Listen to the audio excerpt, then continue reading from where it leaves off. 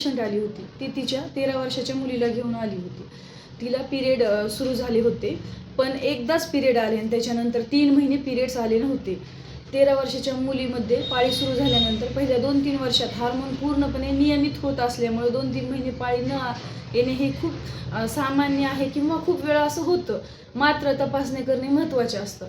बरं, पिरियडच्या सुरुवातीच्या वर्षानंतर पाळी असं इरेग्युलर येणे किंवा अनियमित येणे असे काय कारण असतात किंवा असं का होतं?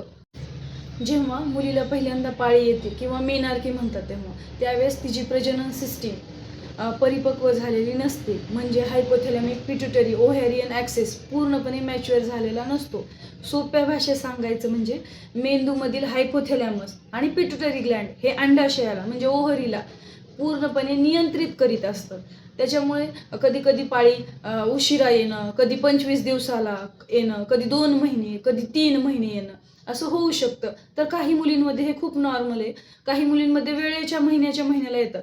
पण सलग 3 महिने किंवा त्याच्याहून अधिक जास्त पाळी आली नसेल, खूप वजन कमी जास्त होणे किंवा जास्त ताण, व्यायाम असेल किंवा चेहऱ्यावर जास्त केस आले असेल किंवा खूप जास्त मुरूम, हे हार्मोन्सचे लक्षणं असू शकतात. तरी पण डॉक्टरांचा सल्ला घेणे आवश्यक.